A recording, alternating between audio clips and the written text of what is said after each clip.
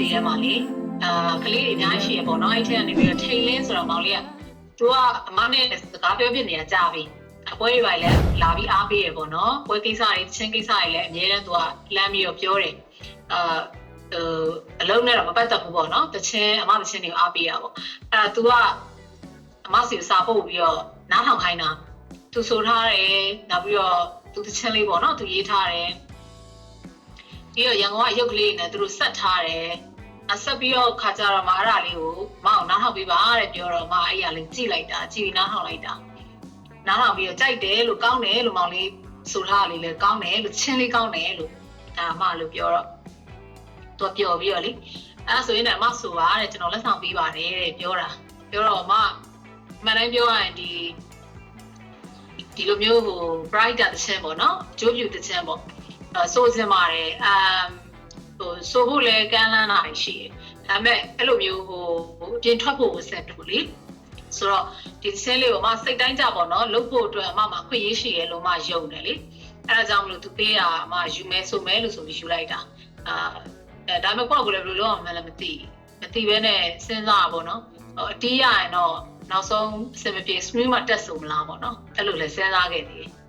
နောက်ကျတော့ကိုကျော်ကြီးနဲ့လည်းတိုင်ပင်ပြီးတော့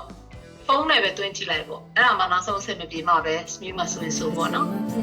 နောက်ဆုံးတော့ဖုန်းနဲ့ဆိုဖြစ်တာ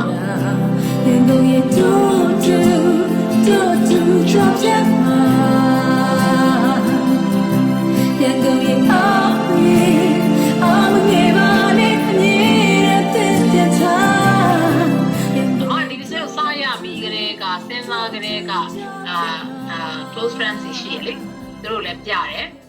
နားထောင်တယ်သူတို့လည်းအကြံပေးတယ်ပေါ့ဖြစ်ပါမလားပေါ့အားလုံးရဲ့အချစ်ကိုတင်းကျုံယူရမှာပေါ့အမှန်နေခဲ့ရတော့အမှန်ကြီးကတော့အမအနေနဲ့ကတော့လေဟိုအားလုံးရဲ့အချစ်တွေတင်းကျုံယူလာတွေမြူလာတွေထက်အကျိုးပြုသခြင်းဖြစ်တဲ့အပြင်တေးစရာသူတကယ်ခံစားပြီးရေးထားရန်ကုန်ကျောင်းသူရေးထားလေ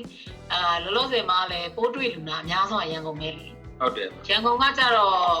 ဘယ်လိုပြောမလဲနိုင်ငံခြားပြန်လာတဲ့ပြည်ပပြန်လာတဲ့သူတွေလည်းဝင်တာအများဆုံးလို့ဖြစ်နေတာ။ဟုတ်ထိတွေ့မှုကလည်းအများဆုံးသိလား။နေပေါင်းဆောင်ကလည်းလာကြတယ်အလုပ်လုပ်နေကြတဲ့လူတွေလည်းအများကြီးလေ။အဲ့လိုမျိုးဆိုတော့ပိုးတွေလူနာလည်းများတယ်အန်ဒီရလည်းပိုများတယ်ကုဆက်ဖို့လည်းပိုများတယ်ခွင်လန်းပေါ့နော်။ဆိုတော့ခါကျတော့သူရေးထားလေးလည်းတဘာဝကြတယ်လေ။တချင်းလေးကိုလည်းအမကြိုက်တယ်။အတိတ်ပဲလေးကိုလည်းကြိုက်တယ်။အမှန်တကယ်ကတော့အမတို့တော့အားလုံးတူတူပါပဲရန်ကုန်လည်းမြန်မာပြည်ပဲလေမန္တလေးလည်းမြန်မာပြည်ပဲဒီကြီးနာနိုးကော်တောင်းတီအားလုံးမြန်မာပြည်ပါအမတို့အားလုံးအတူတူပါပဲ we are the same အဲ့တော့ပြီးတဲ့အတန်ပြီးတဲ့အချိန်မှာအမတို့ရုပ်လို့ပြီးလေရုပ်လို့တော့ MTV အတွက် MV အတွက်ကိုအမတို့စဉ်းစားကိုကြည့်ကကူတယ်စဆုံးမယ်သူဆက်ပေးမယ်တဲ့ရုပ်တွေအမရုပ်ကြတော့ဘယ်လိုရှိမလဲနော်ရှိဘူးဆိုတော့သူများတွေရိုက်ထားတဲ့ဒီရန်ကုန် issue ခင်းတွေပဲယူသုံးလို့ရမယ်ဝယ်ရမယ်ဆိုလဲဝယ်ပေါ့အဲ့လိုမျိုးပဲရှိမှာပေါ့နော်အဲ့နဲ့ကိုကြီးကသူ့လိုမျိုးဆိုအမလည်းပျော်တာပေါ့လောက်ပါကိုလို့ဆိုသူဆက်ပြီးတော့အမအယုတ်တွေအနေနဲ့ပေါ့နော်လို့တော့အမဘာလုပ်လဲဆိုတော့အိမ်မှာပဲအဲ့ကင်မရာကိုအခုလိုမျိုးပါလို့နဲ့စကားပြောသလိုပဲလေကောက်ကိုပဲအိမ်မှာပြင်ပြီးတော့အိမ်ရှိဝရဏာရဲ့နောက်ပေးဝရဏာရဲ့2နေရာပေါ့အဲ့2ရက်ကင်မရာထောင်ပြီးတော့ကောက်ကိုလိုက်ဖုန်းနှလုံးနဲ့တစ်လုံးရဲ့တစ်လုံးအရှင်းခွင့်ကောက်ကိုသေုပ်ဆောင်ကောက်ကိုရိုက်ကင်မရာမန်လို့ဖုန်းကလည်းတကောကောနဲ့ပြုတ်တာတစ်ချိန်လုံးတကယ်လို့မတရားကင်မရာကင်မဲ့လူအိမ်မှာကင်မရာကင်မဲ့လူမရှိဘူးမနဲ့မမေက2ယောက်တည်းမမေက80သူမလုပ်တတ်ဘူးလေအမ်ပေါ့တို့လောက်လည်းပဲစိတ်ရှည်မှလည်းပူနေဗရန်နာထွက်တော့ပြင်မှာလည်းပူတယ်လေလေတော့တိုက်ပေမဲ့လည်းသိရမှာလူကြီးဆိုစိတ်ရှုပ်ပါအဲ့လောက်ရှိရသူဓာတ်ပုံတော်မှသူရိုက်ဖို့ဓာတ်ပုံတော်မှဟိုဘယ်လိုပြောရမလဲသူတေးသေးချာလေးရိုက်ဖို့အတွက်ကိုစိတ်အဆင်မပြေနေလူကြီးဆိုတော့လေဗီဒီယိုဆိုပို့ဆိုတာပေါ့အဲ့တော့မှလည်းဒီလိုပဲထောင်ပြီးတော့ကန့်လန့်ထောင်လိုက်ဒေါင်းလိုက်ထောင်လိုက်နေမျိုးစုံလုပ်ပြီးရိုက်ပေါ့နောက်ဆုံးတော့ဓာတ်ပုံလည်းလိုပဲလေဓာတ်ပုံလည်းကောက်ကိုရိုက်ပြီးနောက်ဆုံးရတဲ့ပုံတွေကနေဒီလိုမျိုးမော့ချင်တဲ့ပုံလေးအမကင်မရာဒီဘက်မှာထားပြီးအဲ့လိုမျိုးမှန်းပြီးတော့ဒီမှာကင်မရာလမ်းရှိရဆိုတော့ဘယ်လောက်ကြာမလဲပေါ့စဉ်းစားပြီးတော့လုပ်လိုက်အဲ့ဒါကြည့်နေအပုံဒါတော့တော်တော်ကောင်းတယ်တော့မဟုတ်ဘူးအော်ဆရာကြီးကဘယ်တော့မှအဆင်မပြေနေဘူး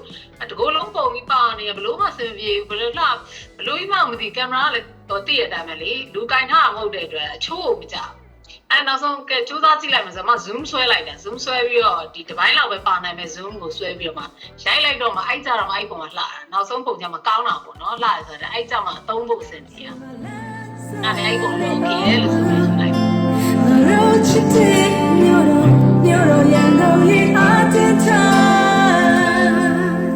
ဒီအတေးထားရန်ကုန်ဆိုတဲ့သချင်းကဒါအကျိုးပြုသချင်းလည်းဖြစ်တော့ပေါ့နော်အမတို့ဒီသချင်းကိုဟိုဘယ်လိုမျိုးလေးများရှိတယ်ထားလဲပါဘယ်လိုအသုံးပြုဖို့ဘယ်လိုစီစဉ်ထားတာမျိုးရှိလဲအမတော့ဒီသချင်းလေးကအကျိုးပြုသချင်းဖြစ်တဲ့အတွက်ဒီသချင်းနဲ့ပါဝင်ပတ်သက်တဲ့လူပညာရှင်တက်ပညာရှင်တွေအားလုံးကလည်းဒီသချင်းကိုနားထောင်လိုက်ရတဲ့ပရိသတ်တွေအနေချင်းပဲဖြစ်ဖြစ်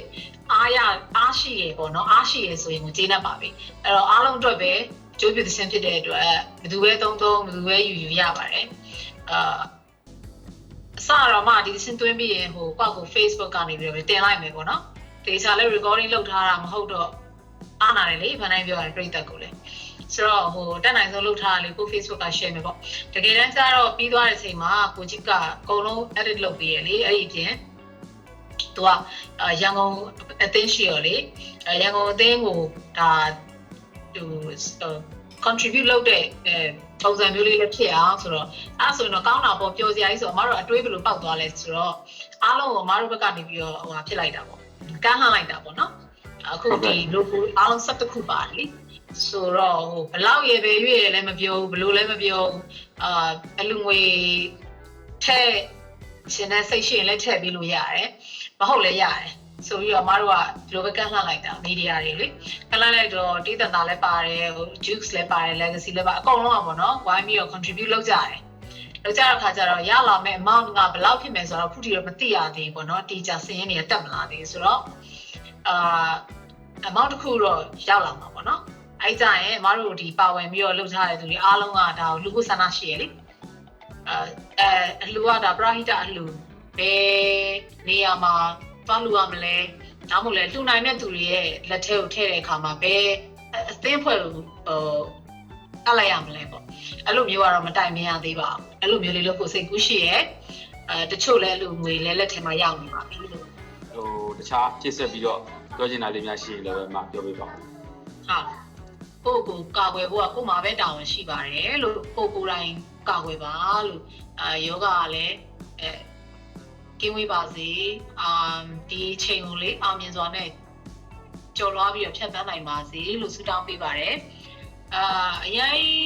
မစိုးရိမ်စေချင်ဘူးအရင်မစိုးရိမ်စေချင်တယ်လို့အရင်လဲဟိုလဲလို့တပည့်လဲမနေလိုက်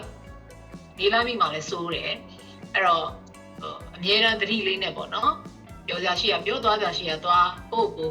ကာကွယ်ရမှာကိုလဲတိတိကျကျလေးကာကွယ်ပြီးတော့အားလုံးဖြတ်သန်းနိုင်ပါစေလို့မဆုတောင်းပေးလိုက်ပါတယ်ဒီကနေအားလုံးပျော်ရွှင်ပါစေ